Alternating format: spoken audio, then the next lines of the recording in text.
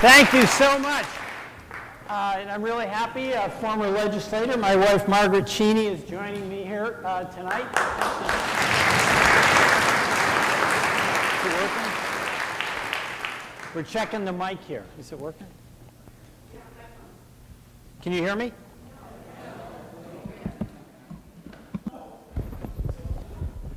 All right. I want to say thank you very much for coming. And I am delighted to be here.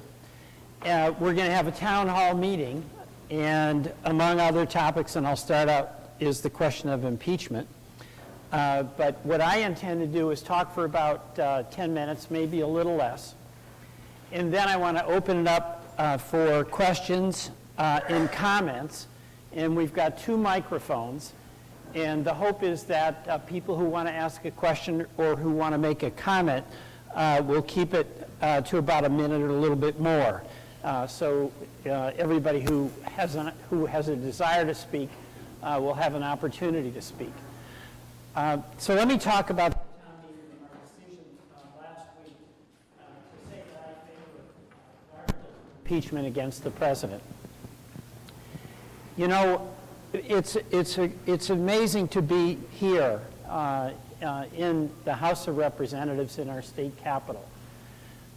The democracy that we have, it's very durable when you think about what this country has faced, what this state has faced. But it's also fragile. And it really rests on a couple of very simple propositions that are in our Constitution. No person is above the law. Every individual is subject to the rule of law. And there are no exceptions for that. The President of the United States has the same responsibility to the law as you and I do. And second, it's embodied in our Constitution that all of us are created equal. We're equally subject to the rule of law, but we equally have to respect that others are entitled to the protections of the law.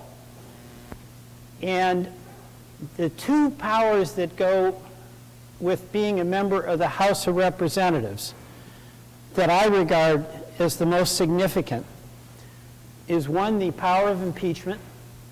The Constitution delegates in a somewhat undefined way that the members of the House of Representatives are given the authority through the Constitution and from you by being elected to exercise that authority for the impeachment of an elected president. And of course, the second extraordinary power is the power to declare war, something that has withered, unfortunately, in recent years. I have been very hesitant and reluctant to come out in favor of impeachment.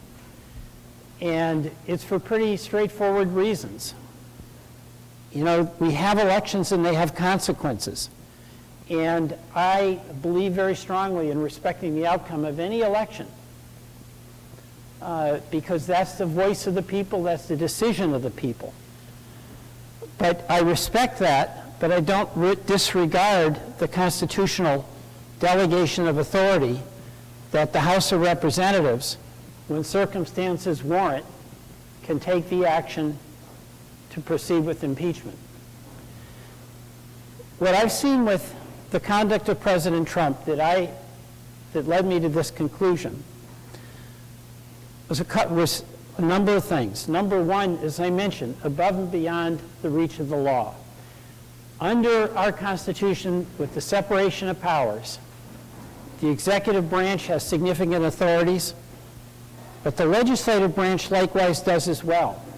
And one of those authorities is to do oversight and to have accountability. Otherwise, when the president is completely unwilling to respond to congressional subpoenas to produce witnesses or to respond to congressional requests for documents, whether it's Kellyanne Conway coming in, who we subpoenaed to come in because the Inspector General, not somebody from Congress, determined that she was in violation of the Hatch Act, or when we're trying to get documentation to find out what is the policy with respect to people at the border who are in the custody of the United States and where 7 children have died, and we want to get to the bottom of it. The president has an obligation to be responsive, to let your representatives in Congress hold the administration to account and give you the facts. And there has been a decision on the part of the White House to essentially disregard any legitimate request from Congress. Secondly, and really most disturbingly, our whole country is based on the proposition that all of us are equal. And a democracy depends on mutual trust and mutual respect. We have very challenging problems and contentious debates, and we're in this chamber where many of those fierce debates took place. But none of us have the right, least of all the highest elected official in the country, to attack people because of who they are. We can have a fight about what you stand for, and I may get criticized by some of you tonight for what I stand for. That's fair and square. But no one has the right to tell a person that they should go back to where they came from because you don't like it.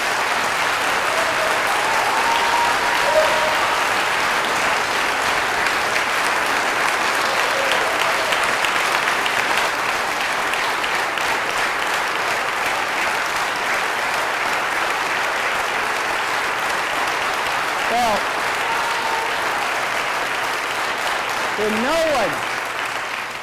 and no one can tell someone that they're not welcome because of their religion. No one can do that. Or their gender. Or their ethnic heritage. And to be talking about Hispanic Americans or Hispanics attempting to escape from really dire circumstances. And we can have a debate about what the response is at the border. But what we can't do is call destitute people who are seeking a request for some help that they're rapists and criminals and bad people.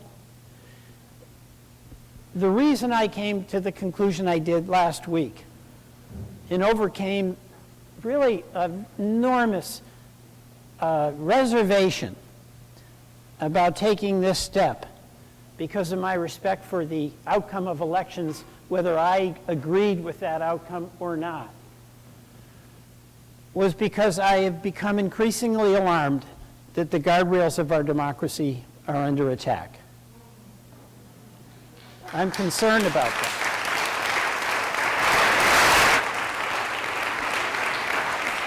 And I've seen it how in this chamber and over across the way in the Senate chamber where I served for 13 years. We can have debates, but we have to have mutual respect. And the guardrails of democracy require that whatever you believe, it can't include attacking somebody because of who they are. That's off limits.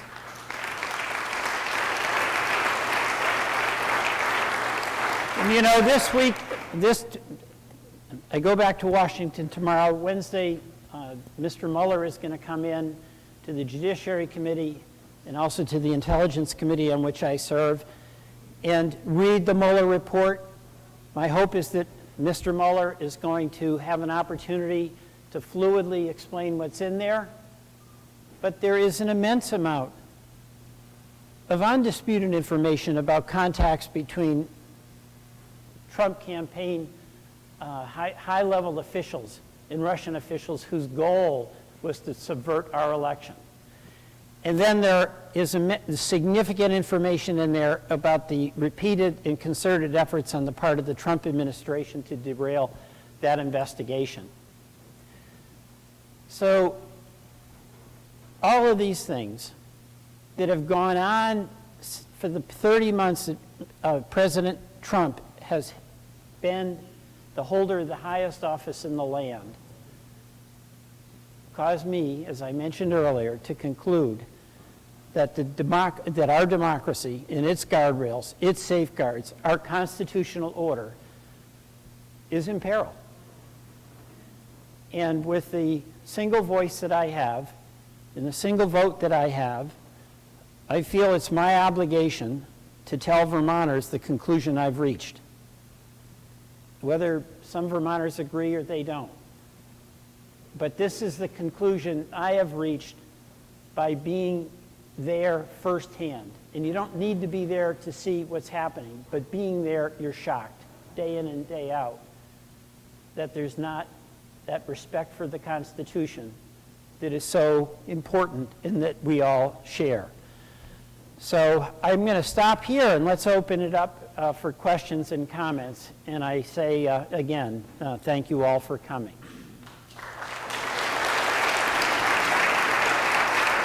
Go ahead. Did you want to start? Yeah, why don't you announce who you are and make your comment or ask your question. And by the way, the topic is whatever you want it to be. So my name is Miriam Hansen, and I live in East Montpelier. And I totally agree that Trump needs to be impeached. He has needed to be impeached for a very long time. The issue to me is going to be whether impeaching him and how we do it and when we do it is going to be strategic or reactive. What is most important to me is that we win in 2020. And there are no rules with this individual. So it seems to me very dangerous to go into impeachment early, knowing the Senate will not impeach him and giving him the opportunity to play it the way he is able to play us. He's been playing us for 30 months now. You're shocked, I'm sure. I think we've all been shocked. I was shocked when he got elected. But if we do it prematurely, we will play into his hands. And I'm very concerned that when I see everybody standing up in response to you can't tell somebody to go back, or you can't tell somebody according, that is exactly what he does, and it plays well with many people in this country. The only thing I care about is winning. You know, you have made a very good point. And let me respond to that because I wrestled with that as well. Number one, I've always believed that whatever decision any of us made on impeachment, it had to be not based on politics and calculation, but ultimately based on what we thought the Constitution required. And that's not to dismiss that urgency of winning. But secondly, let me be candid, because you're right about this. The man in charge of the Senate, Mitch McConnell, well, let me tell you about him. You know, most of us go into politics or we show up here tonight because we care about getting something done. You don't have to be an office holder to think the reason you put the energy in is you want to get something done. Well, here's what he wanted to do. His goal when he was majority leader and Barack Obama was the president was to make him a one-term president. That was his goal. It wasn't to help the country, it was to make him a one-term president. Well, guess what? He's got a new goal. He wants to make Donald Trump a two-term president. All right? So we're going to have a problem there. In the way that I see us having to do this, I've made my decision here about impeachment. But that is one very important issue, and President Trump has an extraordinary ability to command attention with the latest tweet. But we've got to have an agenda. And, you know, we have a Democratic majority in the House, and I've been of this view since before the election. And let me just tell you some of the things that have passed. It doesn't necessarily get publicity because of the tweeter-in-chief. But so far, we've had two major bills that were inspired by things that were done in this legislature on prescription drugs, bringing down the cost. Energy efficiency, where we got bipartisan support. Net neutrality, passed out of the House, sitting in the Senate. $15 minimum wage is what we passed last week. Gun safety. It's the first time we've got background checks. The Affordable Care Act improvements, guaranteeing pre-existing conditions. Last week also, we cracked down on robocalls. They're driving people crazy. We passed in the House a resolution to rejoin the Paris Climate Accord, all right?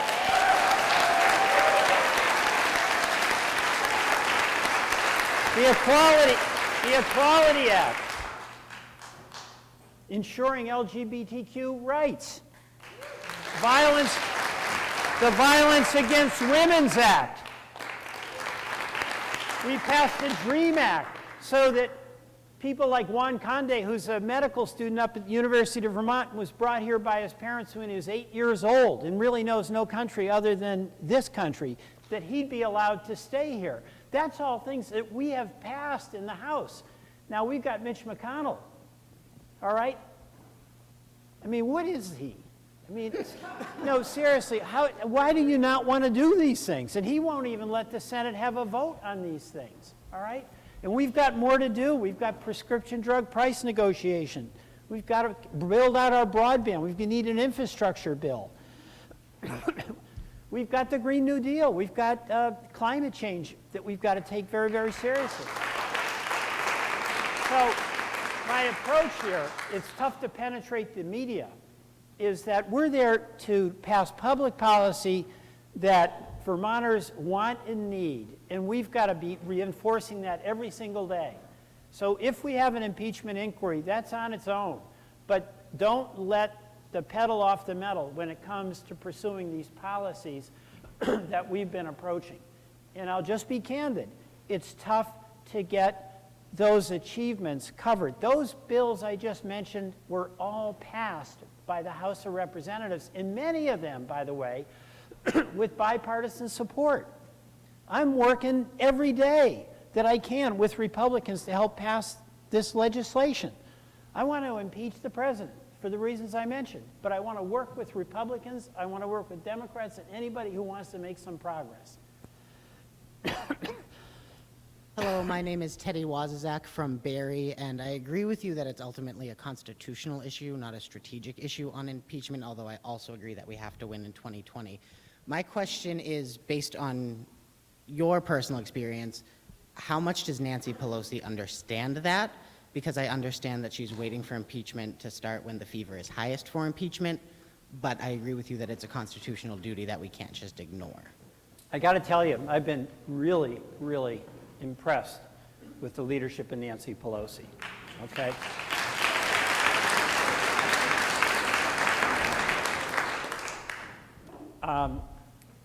And she gets it. And she has a different job because as the Speaker, she's more than anyone else the one who has to make the call.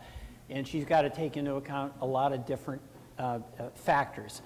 But one of the factors that she's always taken into account is what's the position, what's the view emerging in the caucus. And one of the reasons I spoke out is a way of giving another signal, another data point. But she takes her responsibility very seriously, and I have a lot of confidence in the job she's doing. Thanks. Yes, hi. Hi, my name is Mara Iverson. I'm from here in Montpelier, and I work for Vermont's only LGBT youth advocacy organization. I want you to know, like the last time I was in this space, every one of these seats was filled with the Vermont LGBT youth. That was in March for our Leadership Day, and they were being spoken to by representatives who are LGBT, and that was life-affirming and wonderful. And I have to tell you that the other story here is that I am terrified and they are terrified. And I heard you just talk about LGBT rights, and obviously that's important to me, but I'm not even there right now, and neither are the kids. The kids are we going to camps? Do I get to live my life past 30. So I just need you to know that some of us are life or death afraid right now.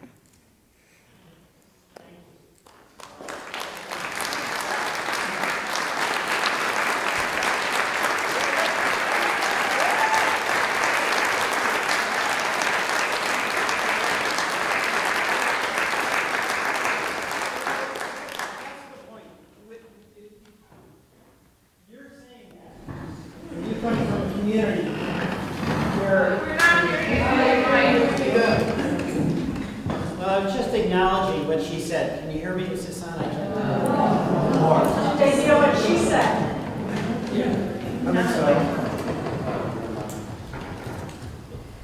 She was talking about being afraid, and her LGBTQ brothers and sisters being afraid. And what I've noticed, I've been serving in Congress 13 years. It's different this last 2 years. And in the past, there was a lot of engagement on issues where people felt very strongly, they were worried. When we went through the healthcare debate, a lot of folks were single payer, public option, what's going to happen. It's different now. Enormous anxiety. And it's not just the LGBTQ community, but everyone is insecure where the boundaries have collapsed, where it's not just taken for granted that there's mutual respect. And you can't in a family, you can't in a small community, you can't in a state make progress on contentious issues without some boundaries. And those boundaries are mutual respect, mutual tolerance, to seek mutual understanding, to make progress. And that's what's under assault day in and day out. So I know you're afraid, but you're not alone with that fear.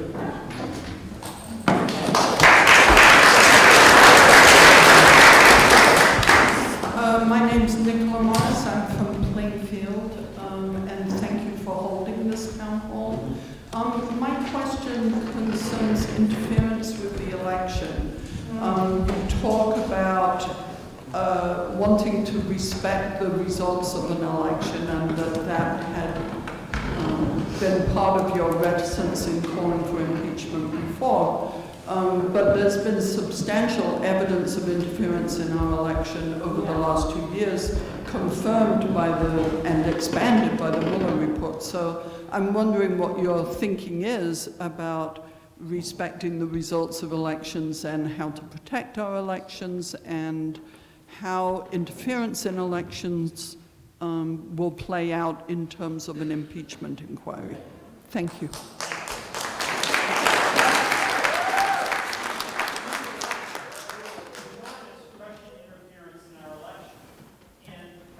Instead of fighting that, denied it and enticed it. Russia, if you're listening, hacked Hillary's emails. And 2 hours later, they tried to go into her server. And all our intelligence agencies acknowledged and stated explicitly that Russia was interfering. And in fact, the Trump campaign, one of the things they did, Manafort through Gates, provided a Russian operative with their polling data. Okay, now I want to explain this a little bit. It wasn't a horse race question. It was what they call the internals in a poll, and that is used when you're making social media or media purchases or buys or hits. You're going not just, and it was all in the target states. So it was all targeted towards the groups that the polling demonstrated might be the most susceptible to that misinformation. And that was done with the benefit of polling information produced by the Trump campaign. So yes, there is interference. What are we going to do about it? Well, we've got to protect the integrity of the ballot box. I think we've got to deal with the Supreme Court as a validation of this extreme gerrymandering. We have to get our social media companies to be more alert about these bogus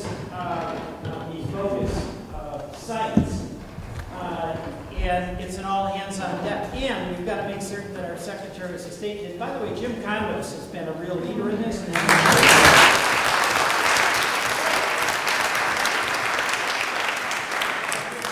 Every ballot is counted, there's a paper trail, so it's really all of the above. Thank you for that question.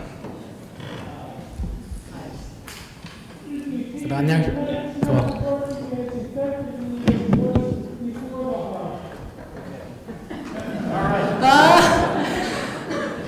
Hugs have problems, make problems with tech. Let's keep going. I'll talk louder and try to fix the mic. Thank you. Thank you for that. My name is Stephanie Fraser. I live in Hardwick. And just a couple, 3, 4 things, and I'll do this quick. Thank you for supporting impeachment.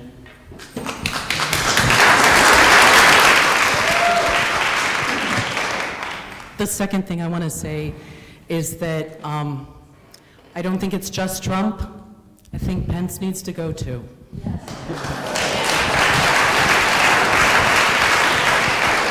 Pence was receiving the presidential daily briefs from the day after the Republican National Convention in 2016. He knows everything.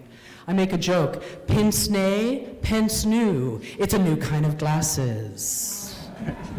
Don't ever doubt that.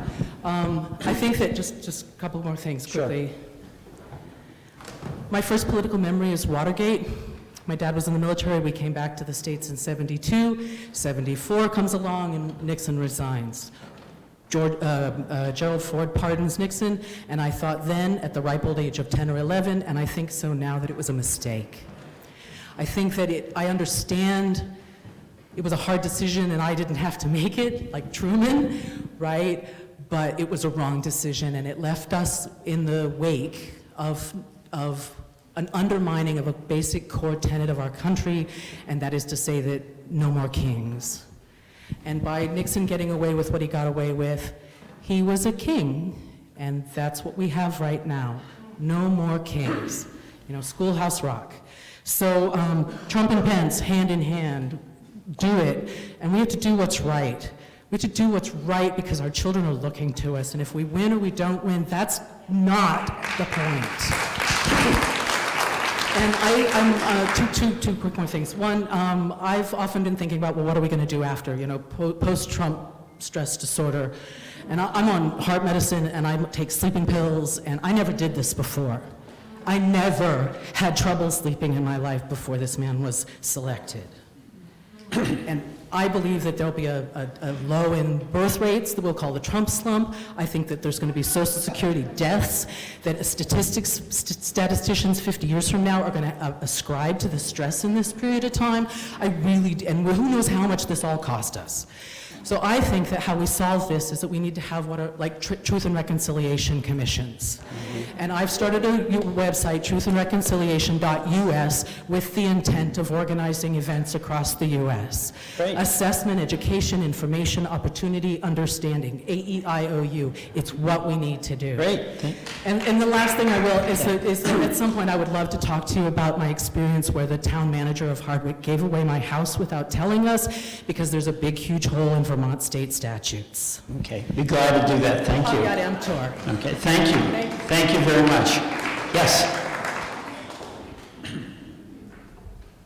Hi, Representative, and hi, Vermonters. My name is Gianna. I was born and raised in Southeast Asia. I'm a resident of East Montpelier, and I'm a proud citizen of the United States of America.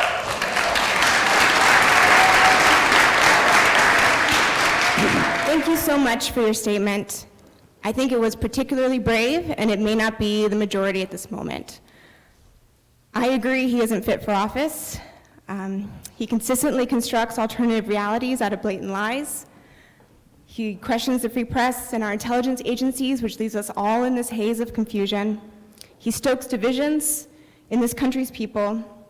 He's invited, as you mentioned, a foreign nation to meddle in our elections, and has done nothing to protect future elections, such that our democracy is being aggressively stolen from we the people. This shouldn't be a question of politics. We are a democracy built out of the diversity of many. We need a leader that respects the dignity of all and strengthens rather than undermines our fragile institutions. I am terrified for the future of this democracy and democracy around the world. You have my full support. Thank you. Thank you very much.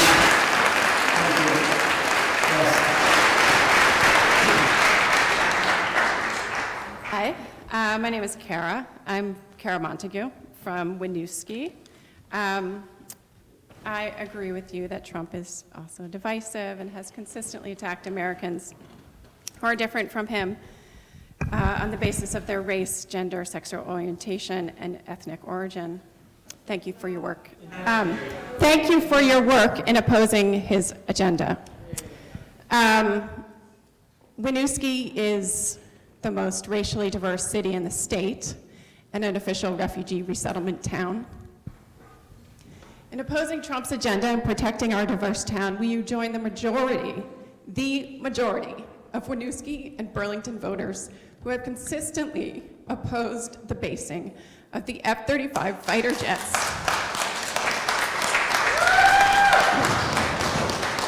at the Burlington airport because of concerns about harmful noise levels, toxic PFAs in the plane's stealth coatings, and most importantly, concerns about increased nuclear threats to and from Vermont. Will you help us resist nuclear proliferation in Vermont? Well, the F-35 basing decision has been made. I mean, we've got the Air Guard. We can say no. We can still resist it. Right, okay, let me be clear on this. We've got an Air Guard. There's a new plane. The Air Guard needs planes. There was a process that I know you dispute, but did involve me, whereby the Guard here was selected as the place to base the new fighter jet, the F-35. Well, let me finish on this. So that decision has been made. The question now, and I'm hearing from a lot of people who say, just as you have, that they're concerned about the nuclear capability. There's no plans whatsoever for there to be any nuclear mission with that plane in Burlington, or in the Burlington airport. Number two, on the noise, which is real, in the imposition that poses on people in the vicinity and in the flight path, that's real. And Senator Leahy, Senator Sanders, and I, along with local officials, are doing everything we can to make sure that there is in the budget, not 2 years from now, but sooner rather than later, for there to be mitigation to address those issues. And that includes retrofitting the homes, and it also includes, in some cases, buyouts. But I did support the decision that was made to base the plane with the Air Guard in Burlington.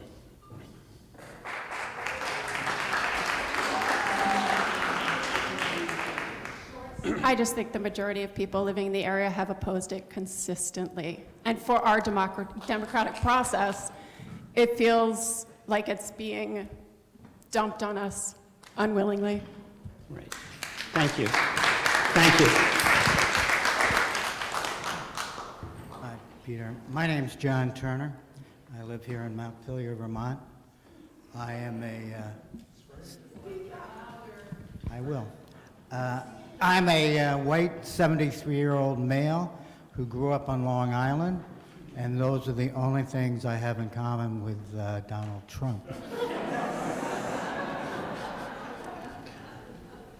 I appreciate your desire to pursue what you want to pursue, but I would encourage you to look forward 16 months to the next election. My concern about doing impeachment here, having lived through the Nixon time and the Clinton time attempts, it will become a sideshow. It probably can't be pulled off. There's a third of this country that will vote for Donald Trump, as he himself said, if he shot somebody on TV in Times Square. There's a third of Americans, I probably would include myself, who will vote for anybody but Donald Trump. But there's a third of at least of Americans living in states like Ohio, Illinois, Minnesota, Pennsylvania, those classic swing states that have to be won over. Right. And I think our focus needs to be that the man needs to be voted out of office in November of 2020, and that we need to do everything as a Democratic Party to ensure that happens. And that's going to require that we focus our attention on reaching out to white people in those states I mentioned and swing them back to the Democratic Party in 2020. That's really well put. And I largely agree with you. I mean, first of all, and take some hope in this, the most important repudiation and the most important impeachment of President Trump is what voters can do. And think about the last election, 2018. That was essentially a referendum on whether people thought Trump was doing a good job or not. And the verdict is very clear. We've got a Democratic House. And by the way, with all the focus on the squad, there were many, many Democrats who won in districts that President Trump had won in 2016. So what that tells me is the people you're talking about figured out two things. Number one, Trump was all talk. What he was saying he would do for working people, he failed to deliver on and didn't even make an attempt. And then second, we do have to focus on a legislative agenda. Now, it's tough to penetrate the media on that, but I just went through a list of things that we passed in the House of Representatives, and as I mentioned, with some bipartisan support. So the impeachment, what happens and how it takes its course is one thing, but it can never become an excuse for us in the House to fail to have a very aggressive middle-class agenda that helps poor people, that helps working people, that it helps our economy. So I agree with that. Thank you. Yes. Sue Walbridge, Montpelier. I am a seventh-generation Vermonter, lifelong Montpelier resident. I am a proud descendant of Vermont U.S. Representative and U.S. Senator Justin Smith Morrill, a Republican. My cousins, brothers E.J. and Abel Morrill, died in the Civil War to end slavery. I grew up knowing Republican Governor and U.S. Senator George D. Aiken. All these people were of great dignity. I believe they would be appalled of this Republican Party and Trump.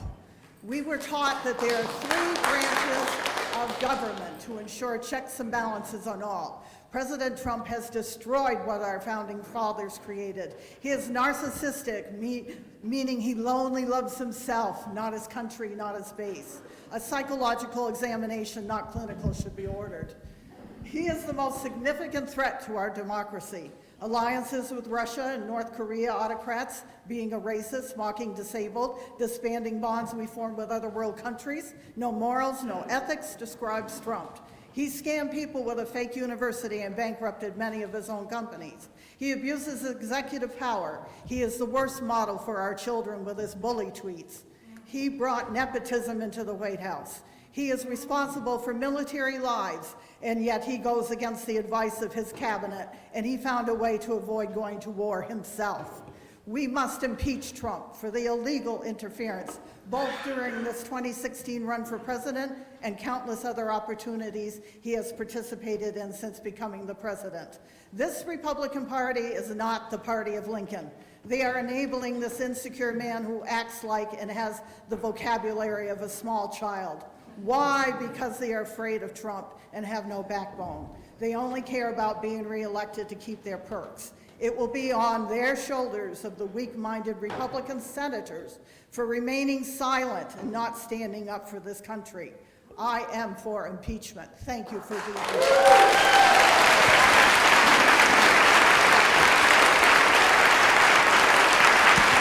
Thank you. You know, you could have my job. That was great. But I just want to make one comment. Justin Morrill, because it goes to the question of impeachment diverting us. Justin Morrill was from Stratford, Vermont, and was a U.S. Senator during the Civil War. And we may think we have it hard now, but I don't think, none of us think really there was a more perilous time in our country than the Civil War. And while President Lincoln was prosecuting the Civil War, he was also working with Justin Morrill to establish the land-grant college system. That happened during the Civil War, and it was Justin Morrill leading the charge. So we can do tough things together. In fact, that's what Vermonters do, right? You just keep at it. Thank you. Jimmy. Hello, my name is James Lease from South Burlington, and I'm really glad you changed your mind about impeachment. That's really a fantastic thing. But Donald Trump, as everyone knows, right now is threatening to escalate or to attack for the first time Iran. It almost happened a few weeks ago. We're seeing much more tension in and around the Persian Gulf and the movement of ships towards Iran. And so here's something, it's connected with impeachment. We have something we can do. It's going to be very hard to get impeachment. Okay, it could pass the House conceivably, but to get a conviction in the Senate will be very hard. But there's something one person can do right here in Vermont, and that's you. By refusing to collaborate with Donald Trump in the basing of these F-35 jets in our state. By coming out against the basing under Donald Trump, why would we give him the gift of basing jets that he will be using? And our F-16s were called up many times for service in Iraq and in Syria and in all kinds of other, Somalia. Look, we've got to stop the F-35 and arming Trump, and we can do that right here, and I'm hoping that's something you will do. Thank you. Thank you. Thank you very much for having this town hall. My name is Lynn Wild from Montpelier, and even though I look like one person, I'm standing here for 4 other people as well. They could not be here tonight, and they had some questions, so I'm going to give you 3 questions. The first one is, if impeachment does not result in a conviction, what will we do with what becomes of our current president and his already out-of-control behavior? That's the first question. The second question is, what can we do from here in Vermont as citizens to reunite families and to shut down the detention camps on the border?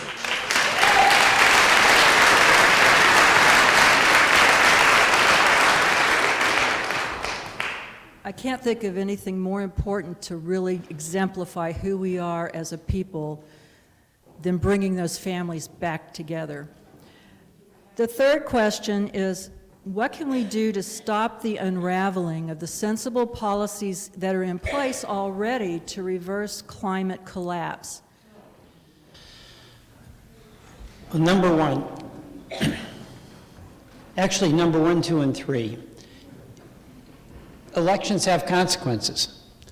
We have a president who, starting with climate change, denies science.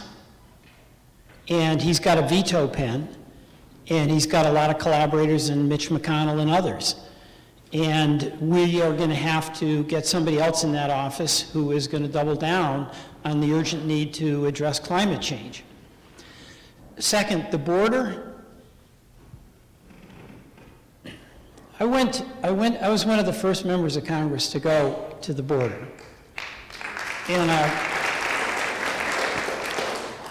it was a searing experience, and I could hear in your voice the enormous feeling you have about what's happening in your name and in my name to children and largely to women at that border. I went with Senator Wyden, and what we saw, talk about it a little bit, was people in warehouses. They were like old Walmart warehouses, no windows, and then cages. And they really are cages. And the most poignant thing I saw, they were separated by age, sometimes by gender, but we saw 3 brothers, and they must have been 4, 6, and 8.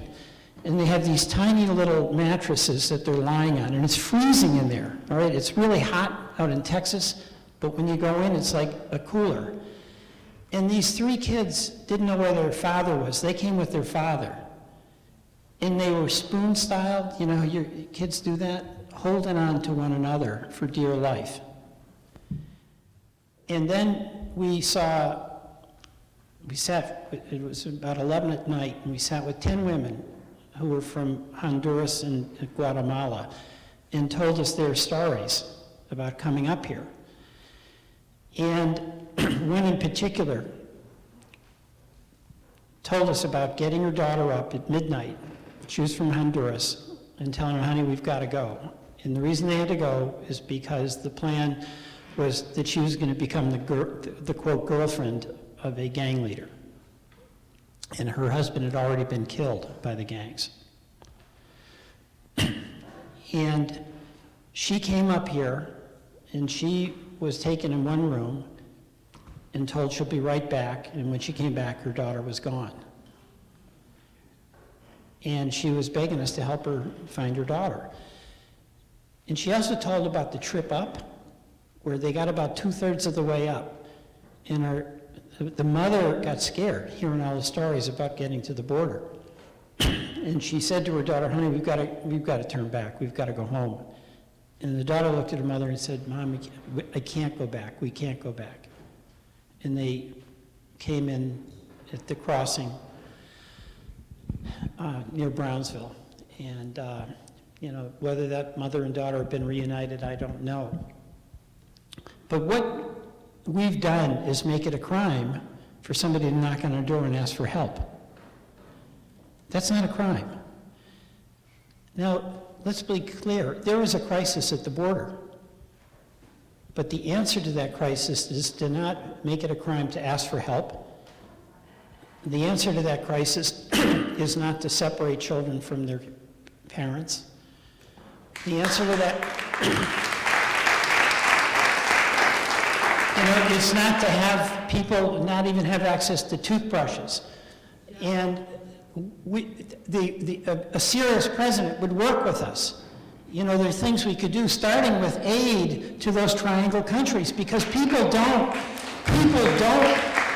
a mother does not want to take her child on a 1,000-mile dangerous journey. People want to stay at home. And if what is being characterized by our president is it's all a bunch of gang members and rapists, that affects how we experience them coming. They're desperate. We might not be able to help as much as we'd like, but that doesn't mean we treat them as mean as you would rapists, you know, and criminals and MS-13 gang members. So we need to be working together on that, but it starts with the president, who's made it very clear that this is an issue that he sees as helping with his divisive strategy. That's what repels me the most. All of us are in politics, we care about things, but hopefully what we really care about is people. You know, when we're arguing for an issue, go ahead. With tremendous respect, I can't wait for the president to change his mind. What can I do? All right, here's the question.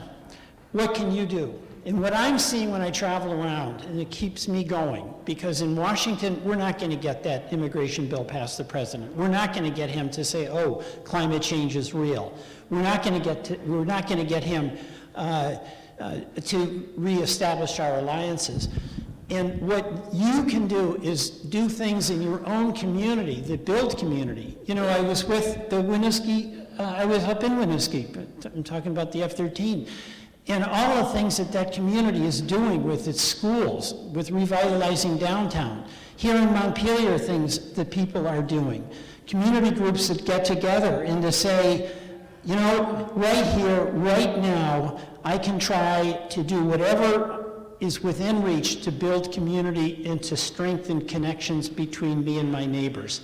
That matters. And in fact, it's what's going on at the local level that makes it's going to get us through what's a pretty dark time in Washington. And in fact, I'm pretty proud of what this legislature did this year. They passed a lot of good legislation. Oh, you know, you never get as much as you want, but it was based on a notion that we're in this together and that we've got to take a half step, a big step, maybe 2 steps forward. And it's worth the effort. And so it matters. And what I want to reiterate is that no matter how dark you see what's going on in Washington, and as I acknowledge, it's not good what's going on in Washington, that cannot become an excuse for you to not act where you can in whatever way you can. So keep it up. So thank you. Yes. Hi, my name is Asa Skinder, and I'm from Montpelier. So from what I understand and see, it would seem as if you are a big supporter of climate and migrant justice, right? He's speaking in the microphone, yeah. So I asked the representative if he is in fact, believes in climate and migrant justice, which... Yes. So how could you support bringing in the F-35? The United States military is, if it were a country, it would be in the top quarter of polluters in the world. We're in a climate emergency. We're seeing, the UN has told us we're seeing one new disaster every week from climate change. We're far above pre-industrial levels. We've set off climate feedback loops that we can't go back on. We're set in this. Our military-industrial complex is one of the biggest polluters in the world. Not only that, it's one of the world's biggest state-funded terrorism groups. How could you bring in the F-35 into Vermont? You know, it's clear, you've heard from the people in this room, we don't want it, we are against it. How does that happen? Well, I've given my answer on that, but if you're talking about climate change, any plane, whether it's military or commercial, it contributes to carbon emissions. Any car, whether it's a military vehicle or any other vehicle, and have a discussion about what's the proper role of the military. We need a military, but not like we have. No, I totally agree with that. And I think most Vermonters do. But on the question of the F-35, that plane was built. The planes that are coming here are not ones that I was promoting. The question then became where they were going to be based, and the decision was made to base them here. I understand that, but we need to be pushing back on these issues wherever we can. Right. In emergency. So would you commit in the future making every effort you can to protect my future, unlike this? I will definitely commit to trying to help your future. I can't say I'll always agree with you, but I definitely will, and my door's open. I'll answer the phone, and I'd be glad to sit down with you. Thank you. I was glad to see you supported the resolution for a climate emergency last week, but right. Let's put action to words. Thank you. Thank you. It was very articulate. Thank you very much. Richard, for being here. Can you hear me? I can.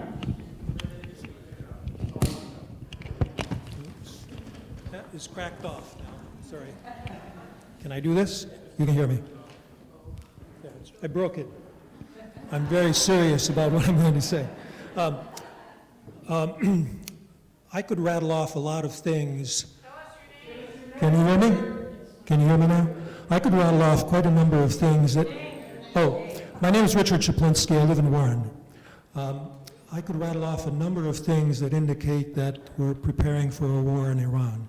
I won't do that, but the biggest one is reactivating the base in Saudi Arabia, the Prince Sultan base, with several troops just recently. The other thing is some carriers are ready to deploy, some are already there. And recently, President Trump has designated the Revolutionary Guard as a terrorist organization. That gives him the okay to go ahead without congressional approval to attack Iran, essentially, because the Revolutionary Guard is really part of their government. And it's done through the act that was passed quite a while back, and I know you're working on this, but it's the authorization for the use of military force. Congress sort of gave its power away, and we really have to get that back. So I'm wondering I agree. what you're going to do to get that power back.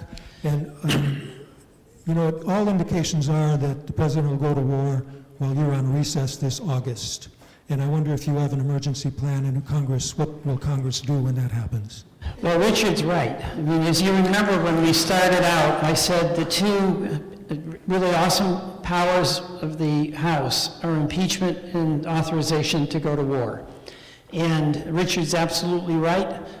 Congress has let that wither. And I've been a constant advocate to restore the requirement of an authorization before there's any military action. I've got some good news from last week for actions that were taken in the House. We passed a bill that said the president cannot launch any military attack on Iran without first coming to Congress to get approval to do that, because I share your concern. Now, we got that through the House. We've got Mitch McConnell in the Senate, all right? But what I can do as a member of the House is get it started there.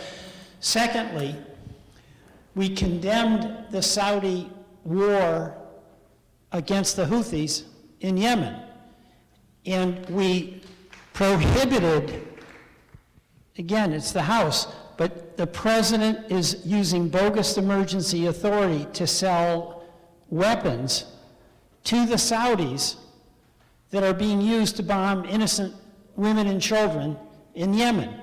And our resolution that we passed prohibits him from selling those arms to the Saudis. And this is, by the way, as you all know, another indication that the president really kind of likes autocrats. You know, MBS, Mohammed bin Salman, he's not only on this war against Yemen that has left that country totally destitute and with people dying of starvation, he's the guy who sent the folks to kill Mr. Khashoggi and brought literally a bone saw along the way. Why are we dealing with him? So you're right on this, Richard, and a significant majority of us in the House agree with that, and we've backed that up with the force of a House bill, and we've got the resistance of Mitch McConnell, but we've got to keep at it, and I know you will. I have one more question. That decision on the F-35s was taken a decade ago. And that decision on the F-35s was taken a decade ago. And that's a long time. A lot has changed. We're in a cyber war now, not a hardware war. And, you know, we could admit a mistake. And I asked you to do that in some commentaries. And unless we admit mistakes, we won't get very far. We have to do it. So I would ask you to look at that. And I appreciate if it's true, admit the mistake, and let's go on and see if we can make a difference. Okay. Thank you. Yes, sir. My name is Edward Gillard Jr. I'm from Barrytown. I want to thank you for the support of the F-35, being a veteran, having served in 2 military branches, September 11th being on a plane. But I'd like to get back to what are the high crimes and misdemeanors that you plan to submit in order to impeach President Trump? Well, if you were here, you heard me. Yeah, I have, but I haven't heard any crimes or high crimes or misdemeanors of any kind. Well, you know that the Constitution does not define it. Exactly. And it delegates the authority to the representatives in the House to proceed with impeachment.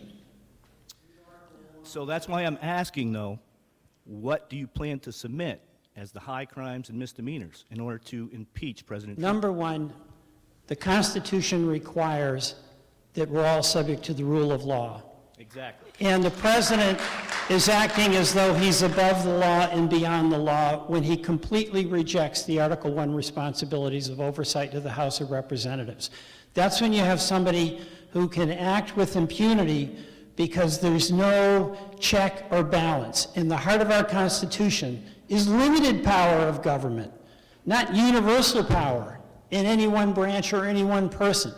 Second, all of us are equal under the law. and entitled to the full protection of the law, and we have a president who is treating people who he does not like as though they don't have the same status and privilege as everybody else.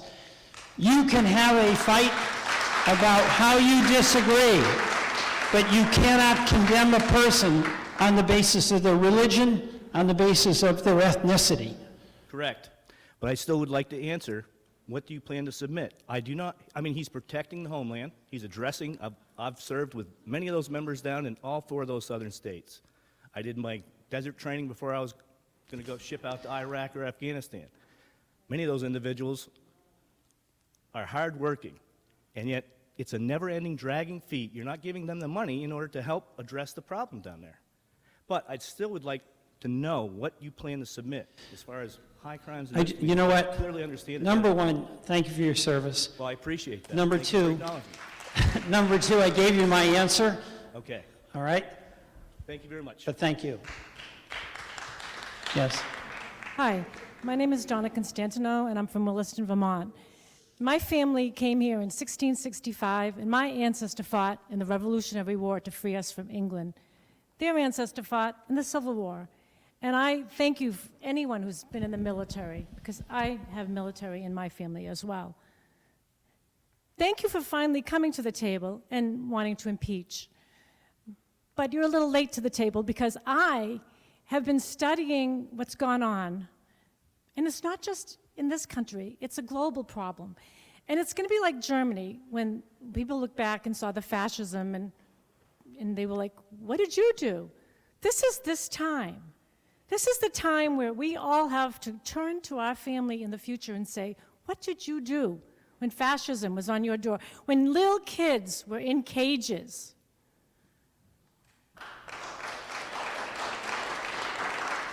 So yes, we need to impeach, and we have to let go of the fear. Do you think if the Republicans had a stooge like this, they would be sitting back, cowering and wondering, oh, what happens, unintended consequences if we impeach? Get over it. Do the right thing. Thank you. And since people have been bringing it up, I am going to talk about the F-35s. I came from Massachusetts to get away from nukes, and like the president of the South Burlington Student City Council, she did the same, and she's a military person. We have to stop the F-35s, because if we don't stop it here, where are they going to stop it? It'll be 23 other places or so in the country. The rules of nuclear engagement, if the DOD sends out a plane and says, you're going to go pick up a nuclear weapon, and you're going to deploy it. First of all, you have one guy in this jet. He could go rogue, or she could go rogue. Second of all, in the nuclear wars of engagement, when they drop that bomb, wherever the DOD says to drop it, the rules of engagement is then they will retaliate to where that plane, that jet took off from. Guess what? That's Burlington, South Burlington, Vermont. And I live right over the border in Williston. Do you think that is comfortable for any of us? We have to stop it here. Don't worry that you made, and Bernie and Pat Leahy made a mistake in the past. You probably wanted to bring jobs here. However, it has to be stopped now. Thank you. Thank you. It's a little after 8, and I promise we'd be finished about 8, but let's move along, maybe hear from a couple of people, because I'd like anybody who's standing to have an opportunity to be heard. So maybe you could speak, and then I'll answer, and then we'll get through over here. Thank you. Is that all right? Go ahead. Yeah. Thank you. My name is Sylvia Knight. I live in Burlington.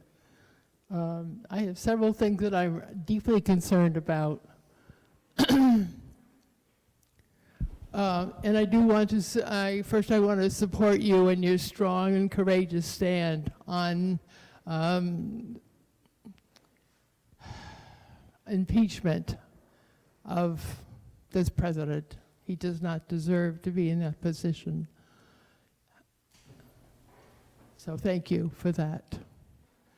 I'm very concerned about the fear, we've talked about fear among our citizens, and I want to speak to the fear that our immigrant farm workers experience on the farms in Vermont. We have an ICE agency on steroids. People are being arrested. They're afraid to go out and get what they need to live. This is a kind of slavery. This is a violence. It's a social violence. And so we need to rein in the powers or do something about ICE.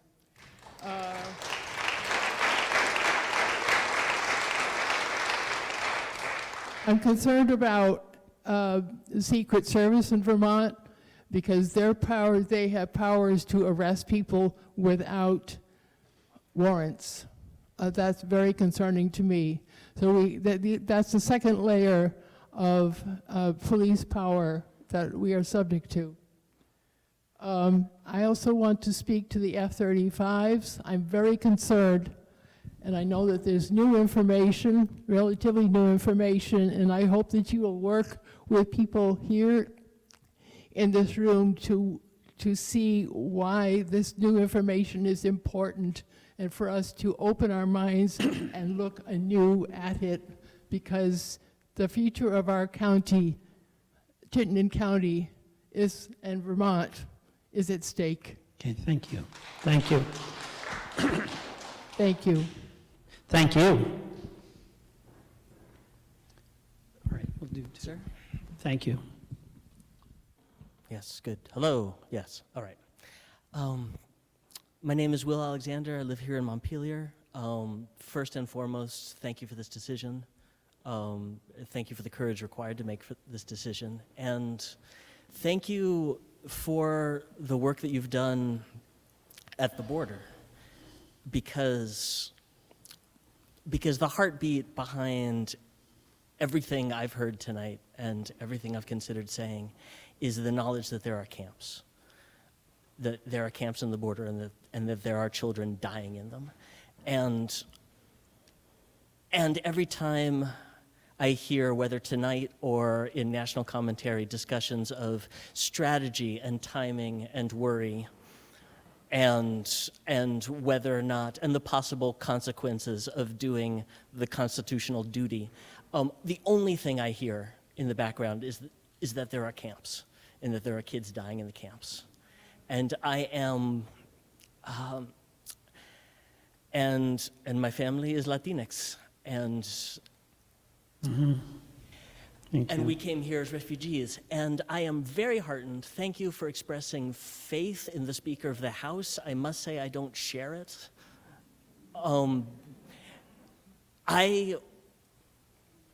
If the Democratic leadership nationally cannot sell the American people on the inadvisability of opening even more concentration camps, then what good are they?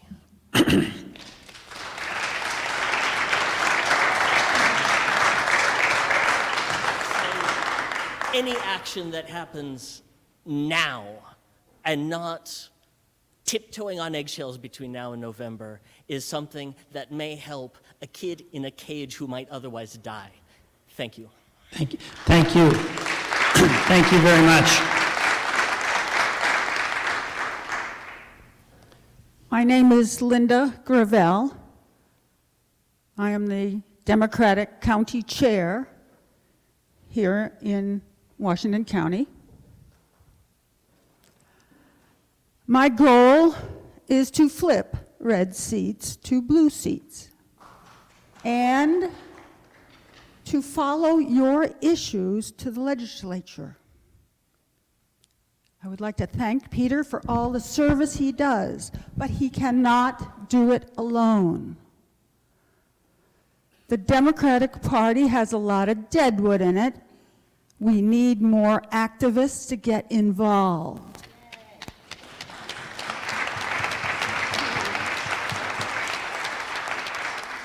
The Democratic Party is having its own election in September in your towns. There will be announcements about these elections. Go and elect people in your towns that will act on your issues. We need more activists in the party. And it is up to you folks to get off the sidelines and do something about it before we have 4 more years of Donald Trump. Amen. Thank you. Thank you. Yes. My name is Kelly Cummings, and I am from Fletcher, which is north of here, by way of south of here, which is Texas. I've lived here 21 years. I don't sound at all like I have. With that said, I am interested in your stance on Medicare for all. It is my opinion that the private sector, the free market, works for some things, but it is brutally obvious it does not work for health care. The ACA, or also known as Obamacare, made some things better, but if it even survives the Trump administration, it is still unaffordable and access is becoming more and more difficult. So we need our elected officials to stand on the side of the people. It's a difficult challenge. We all know this, but it doesn't mean we can close our eyes to this for a minute longer. And something that has inspired me of late, and I'm sure everyone has heard it, 50 years ago, our big moon adventure, and JFK saying, we chose to go to the moon not because it was easy, but because it was hard. And I think that we must take the same approach with healthcare. So just really quick, tomorrow there is a Green Mountain Care Board public forum on health insurance rates. Blue Cross Blue Shield is asking for a 15.6% rate hike, MVP 8.5.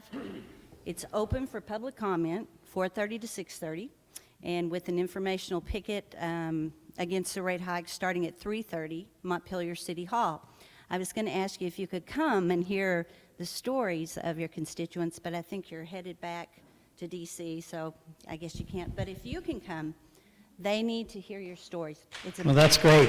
Thank you. Yeah, just thank you very much for that. I'm a co-sponsor of Medicare for All. The goal, by the way, is to have a healthcare system where everybody is covered and everybody contributes according to their ability to do that. And Medicare has really worked for folks 65 and older, and that's why that term has such meaning, because if it works for you when you're 65, don't you sometimes need health care when you're 25 or 45? So that's really what I see as the goal of having a healthcare system where we're all covered and we all help pay. The biggest challenge, one of the bigger challenges we have in healthcare now is the cost is too much. It's pharma drugs, it's the procedures, it's all of these things where there's no governmental agency on the side of the consumer who just has to keep paying and paying and paying. And those rate increases that you just mentioned, they're brutal. And nobody can afford those. And by the way, even employers can't afford it. And a lot of employers who really care about good health care for their employees, they're getting squeezed because they have no control over the health care cost. And what happens? They maintain benefits, but at the expense of pay increases. So, a lot of Americans are not earning more money today than they were 30 years ago. So this is a big issue, and I'm really glad you're working on it. Thank you. Yes, sir. My name is Christian Bradley Hubbs. I'm from the town of Burke. Something regarding the topic of impeachment that I don't believe we're hearing enough about is the emoluments clause broken by Trump. To my understanding, Trump has received hundreds of thousands, if not millions of dollars from various Saudi government officials through his hotels and other businesses. And obviously that money has been used to support the genocide in Yemen. That's what it is. It's a genocide. Right. Right. And I don't think we're hearing enough on the emoluments. We're hearing about obstruction of justice for the collusion with Russia. But I think emoluments on its own could be something that we... No, you're right. You're right. And by the way, just on your point, That Trump Hotel in downtown Washington, right close to the White House, I mean, there's all kinds of foreign folks coming in, paying big bucks, hoping to cozy up to the president. And I have a colleague, one of my favorites, he's on the Judiciary Committee, Jamie Raskin. He calls that Trump Hotel the Washington Emolument. But thank you for that. It's a good point. Yes. Hi, I'm Carol Conley from Essex. I'm the one who brought this sign. That is great. Show the sign. Carol Conley from Essex. I'm here representing many grandmotherly friends of mine and a large group. Back to the issue of the border for a moment, please. Obviously concerned about everyone there, but particularly concerned about babies and children. I know that's been slow for people to be able to go in and see the conditions, but once you hear about caged children and you think about them on the floor with foil blankets, it's hard to not think about that pretty much daily as we tuck our own grandchildren into their lovely little beds. And my question is, why hasn't someone at the federal level of the Department of Children and Families gone to the border and pronounced that as the child neglect and abuse that it is?